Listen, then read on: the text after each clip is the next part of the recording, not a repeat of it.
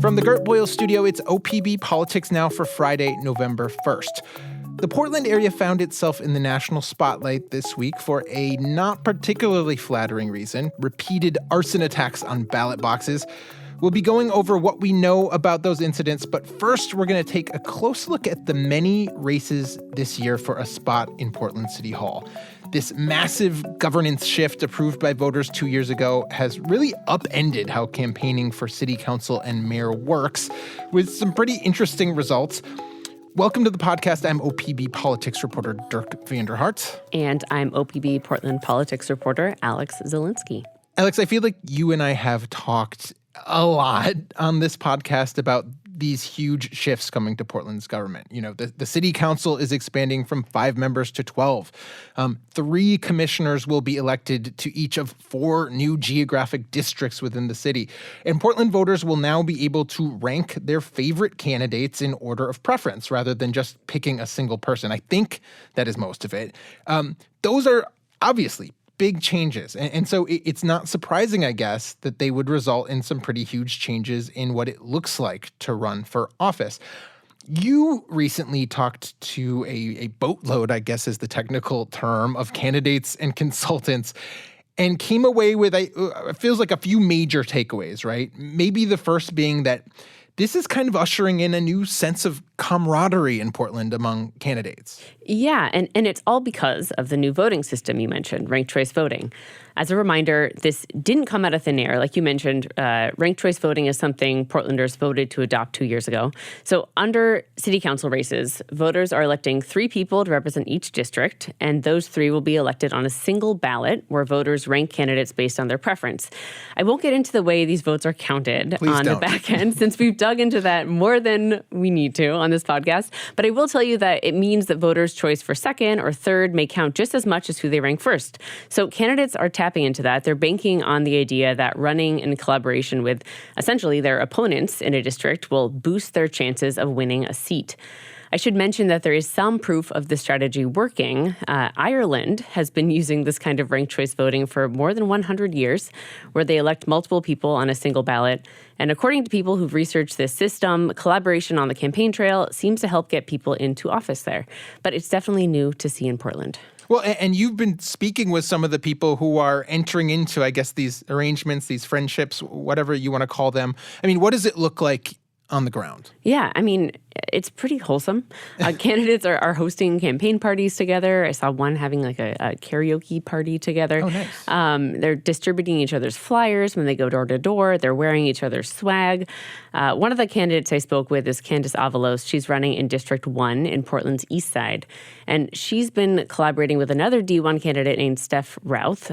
They're in agreement on most political stances, so it's not hard for them to support each other. Here's what Avalos told me. The voters ask us, they're like, well, if I can pick, 6, like, who else should I pick, Right. And so they definitely ask, and her and I have for sure been like, we'll talk each other up. So it's something that voters who are using this newfangled kind of voting for the first time, they really want help with, and they're asking candidates, please tell me who else should I be voting for? There's too many people to pick from. Right. Yeah, actually, before we sat down here, I checked I have an email that shows me what mail I'll be getting that day. Oh, you can do that. Yeah. And I am getting a flyer today from 2 3rd district candidates, Angelita Murillo and Tiffany Yamalane, who have teamed up like this and are saying, make us your 1 and 2. So it seems like a lot of these pairs cropping up. Obviously, as you say, it feels like a very nice thing, probably something that's pretty palatable to voters who are sick of a toxic and cynical negative campaign cycle like we're seeing in a lot of other races. I was struck, though, in your story that at least one of the people you spoke with thought that there also is a downside to all this sort of kumbaya-ing. Yeah, that's Eric Zimmerman, who is a candidate in District 4 on Portland's west side. So like Avalos, he has buddied up with another like-minded candidate in his district, and they're doing the kind of partnered campaigning. But he raised concerns about the feel-good system. He said that the absence of negative campaigning could be a disservice to voters because it might ignore some truths about candidates that need to be aired, that sometimes negative ads are important. Another downside that's been well reported on is that candidates are so willing to support each other that they may be ignoring election laws. A few months ago, we saw an email chain between candidates where they were pledging to reciprocate any donations made to their campaign to help each other qualify for the city's donation matching program. The Secretary of State's office has gotten involved. They're now investigating whether this is legal, but it shows that just getting too cozy with other candidates in the spirit of this election could be risky. Yeah, getting carried away with ourselves a little bit and all this. This election, I think, is almost certainly the most bewildering city council election any Portland voter has ever seen. It certainly is for me. And that's because, with 12 truly open seats, there are just this overwhelming amount of candidates to wade through. You and I, Alex, both live in Portland's 3rd district, where there are, I believe, 30 candidates vying for these 3 seats.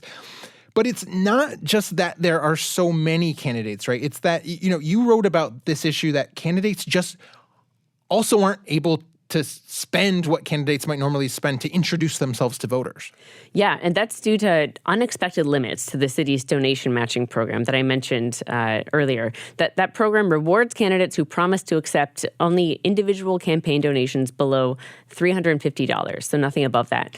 The reward is that the city will match the first $20 of all donations 9-1. So, for example, that turns a $20 donation into $180.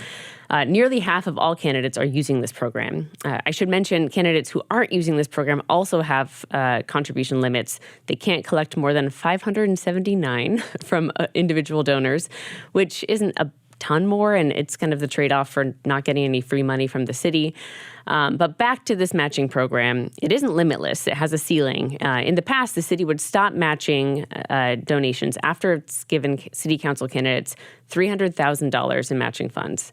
But this election cycle, because of budget cuts, the city can only offer up to $120,000 max. And that's only for people who've collected the max amount of individual donations.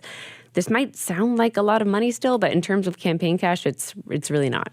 Yeah, I mean, on one hand, past elections, city council members are running citywide. Now we're running within a district. Theoretically, there's fewer voters you need to talk to. But what you have heard loud and clear from these candidates, it is not enough. And so, they are trying to get their names and sales pitch in front of voters with some very limited resources. What are the strategies? How are they doing it? Yeah, they're running really bare bones campaigns. Eric Zimmerman, the candidate I mentioned earlier, he opted to not hire a campaign manager to save money, which leaves that job up to him. And he's a person who also has another full-time job. Other people are making the kind of executive decisions to just not spend money on classic campaigning things like yard signs or ads on social media. And some people are using kind of the buddy-buddy campaigning strategy that we talked about earlier to save money. For example, I spoke with James Armstrong, who's a candidate in North Portland's District 2. He told me that it could bankrupt his campaign, essentially, to send out enough campaign mailers to voters in his district to really get his name out there. So he instead partnered up with another candidate, kind of like what you said found in your mailbox this morning, another candidate, Mike Marshall, to buy and send mailers that has Armstrong's info on one side and Marshall's on the other side. And then they split the bill. It's $50,000 to send those out, and they were able to cut that in half. So people are getting creative. And this has also introduced something to Portland's system. We are recording this on Halloween, maybe something a little sinister, maybe something people don't really like, but something that a factor that is often a huge piece in competitive federal races, which are independent expenditure committees. Yes, and I'm sure some of our listeners are familiar with the Citizens United Supreme Court case from over a decade ago that allows special interest groups to spend limitless money on campaigns. That's essentially what we're seeing crop up in Portland. Like you said, they're called independent expenditure committees, or IEs. Unlike candidates' campaign finance accounts, these groups can collect donations of any size and spend them on campaigns that support or oppose candidates. There is one catch: candidates themselves can't coordinate with these expenditure committees, which means they operate a little differently than a candidate campaign. But they're playing an outsized role in this race because of the campaign finance limits in play. And I mean, some of the dynamics that this is leading to are very fascinating to me, something I haven't really seen before. So there are a couple instances you've touched on, I think, where campaign consultants, who obviously are usually some of the closest advisors to, for instance, mayoral candidates, are actually stepping away from the mayoral campaigns, the formal campaigns, because they can have a lot more impact if they are running these independent expenditure committees. Right. We've essentially seen nearly all campaign directors of the top mayoral candidates step down to run an independent expenditure to help their candidate. One of those people is Dean Nielsen. He runs a political consulting firm called CN4 Partners, and up to a few months ago was running the campaign for mayoral candidate and current city commissioner Rene Gonzalez. Here's how he explained it. I made the decision to leave Rene Gonzalez's campaign and to start up an independent effort on his behalf, because it's the only way that you're going to raise enough money to communicate to voters. And just to give you a sense of the kind of money we're talking about, Nielsen said that for a city of Portland's size during a presidential election year, a mayoral candidate needs about $1 million to run a decent campaign. Gonzalez, who is participating in the city's donation matching program, he's raised about just over $300,000 so far in his campaign over the course of a year. And Nielsen's expenditure has nearly matched that in just 2 months. So they probably aren't going to reach that 1 million mark, but it's doubling the effort to get his name out there. And that's thanks to some huge donations, several that are $25,000 each to this expenditure account. So Portland voters are now getting used to independent expenditure committees in these local elections. Let's just flag, as we have before, that voters across the state are very, very likely to see all this come into play in a few short years, because we have campaign finance limits that will kick in for state races in 2027. Oregon, pretty much anyone you talk to will say IE committees are about to become major forces in a way they've never been in this state. And that has led to criticisms in the state legislature and elsewhere from folks who think, this is a step back. Campaign money is best housed with a candidate who can craft their own messages and talk to voters with the money, as opposed to kicking that to some committee that actually isn't even supposed to be talking to the candidate. And that is also a criticism you found here in Portland, right? Yeah, exactly. Basically, every person running an independent expenditure campaign hates that they have to, or at least that's what they told me. Yeah. They say that candidate-run campaigns are just way more effective than an independent expenditure committee. I mean, it makes sense, right? I mean, I would trust a candidate telling me what their whole deal is over some mysterious committee telling me to vote for them. I think it's just kind of human nature. You want the actual person there. Doug Moore runs a political group called United for Portland that has formed an independent expenditure committee to support business-friendly, moderate council candidates in Portland. He's one of the people who told me that campaign finance restrictions undermine candidates' ability to run a good campaign. Here he is. I know that one of the goals of people is to get big money out of politics, but candidates do need to be able to carry their own message. And so we need to create systems that allow candidates to do that, or there will always be independent expenditures. It's an interesting argument against campaign finance limits in general, or at least against really strict limits to Portland's financing program.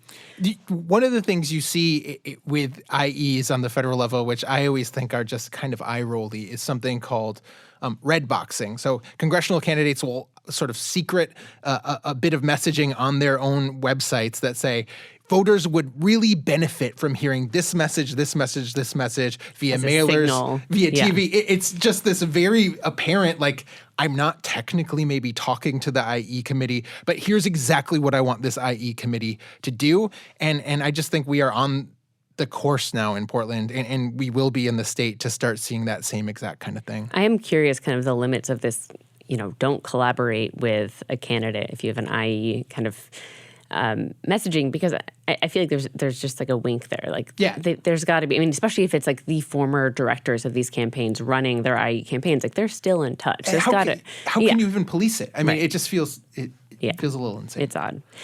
Anyways, Dirk, let's turn to another story entirely. We woke up Monday to learn that ballot boxes have been set on fire. Yeah, that's right. So we learned Portland police were called out at 3:30 a.m. Monday to a fire at a ballot box in inner southeast Portland, actually right outside of Multnomah County Elections headquarters. And then a half hour later, Vancouver police were called to a separate fire, this one at a ballot box at the Fisher's Landing Transit Center. That's really the sort of southeast corner of Vancouver, Washington. What we learned was that these were pretty sophisticated acts. They used what police have called an incendiary device in every case that were attached, I guess, by magnets to the outside of these ballot boxes. They sort of superheated up the boxes until the ballots caught on fire. This was not just someone dropping a match into a ballot box. This was something else entirely. One of these ballot boxes, actually, that was at Multnomah County headquarters later that day, sort of on display for a press conference, had all these singes on it and then a hole in it that almost looked like it had been drilled.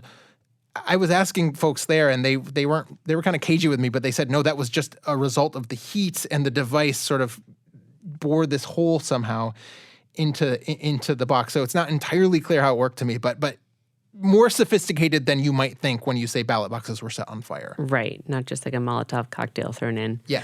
And it turned out that Monday wasn't the first time this has happened, right? Yeah, so what we also learned was that there was a separate, I'll call it an attack, an arson attempt, whatever, on a Vancouver ballot box weeks earlier, actually on October 8th, that apparently involved a similar device. Now, that attack was unsuccessful, but police at the local, federal, and state level are all looking into it. They say all these things were connected. This is Mike Benner. He's a spokesman for the Portland Police Bureau. There was enough evidence collected at all three scenes that lead us to believe that all three incidents are connected, and we cannot get into more detail. Very typical of police not to get into more detail. Never detail. One other notable piece of these arsons is the timing, right? These devices were placed at the end of a weekend when officials sometimes don't always pick up ballots as frequently, right? That meant more ballots in the boxes almost certainly than there might have been at another time. For instance, in the case of that Vancouver ballot box, the last pickup before the fire was 11 a.m. Saturday morning, which was roughly 40 hours before the arson. A lot of time for people as the election nears to drop off their ballots. So as you can imagine, Alex, this has put people on very high alert that more attacks could be coming. Yeah. So 3 incidences here, 2 involving ballots set on fire. What does that mean for the voters whose ballots were in these boxes? Yeah, very different in the 2 incidents. So in Portland, nearby security guards at the elections headquarters noticed the fire quickly. I guess they heard something. There are also fire suppressants within ballot boxes. I guess they're like canisters containing powder that when things get really hot, they blow and can tamp down a fire. So those deployed, and that meant just 3 ballots were damaged, but not so damaged that election officials couldn't read whose ballots they were. So those voters have all been given new ballots. Presumably, nothing changes there. In Vancouver, damage was a lot more extensive. We were told on Monday hundreds of ballots were destroyed. We learned today from the auditor there who runs elections that something like almost 500 ballots were damaged, but they could read the name of the person, so those people will receive new ballots. It's not clear how many additionally were completely destroyed and just sort of ash. Officials in Clark County are telling voters who used that ballot box, that Fisher's Landing ballot box, after 11 a.m. on Saturday to contact them for a replacement ballot, even if they haven't been contacted. If they do, they can still vote and be counted. So theoretically, that doesn't change the vote much there either. And let's note, Alex, this is part of Washington's 3rd Congressional District, huge, tight swing race between Marie Gluesenkamp-Perez and Joe Kent. So that one is obviously a very interesting location. Even if everyone whose ballot was impacted gets to cast a ballot, this is something election officials are obviously taking very, very seriously. I think they're a little shocked by it. Tim Scott is the Multnomah County Elections Director. Here's part of what he said at a press conference this week. I've been with Multnomah County Elections for 16 years. I've been in elections for 22 years. This is the first time any incident has occurred, as far as I'm aware, at the elections building or in any position I've ever held. And we heard something similar from Greg Kimsey, who's the top election official in Clark County, has been around for, I think, 26 years. Never seen anything like this. And as you know, Alex, Oregon and Washington have a very long history of using mail-in ballots exclusively or drop boxes like this. So the fact that this is the first time these longtime officials have seen something like this, I think, pretty notable. We heard the Portland police spokesman talking a moment ago about evidence they collected. On Tuesday, the New York Times first reported one possible aspect of that evidence that could point to motive here. Tell me about that. Yeah, and it's something that we don't have a lot of clarity on, so let's just be clear about that. But what the Times reported, citing unnamed law enforcement folks, was that all 3 of the devices had a message to the effect of "Free Gaza" written on them. And obviously, if true, that would suggest perhaps that whoever did this had some sort of protest in mind over the Israel-Gaza war and the U.S.'s role in it or lack of role in it. But the Times also said officials were still trying to determine whether any message like that communicated an actual motive or was Just it maybe false flag. Yeah, exactly, an attempt to mislead.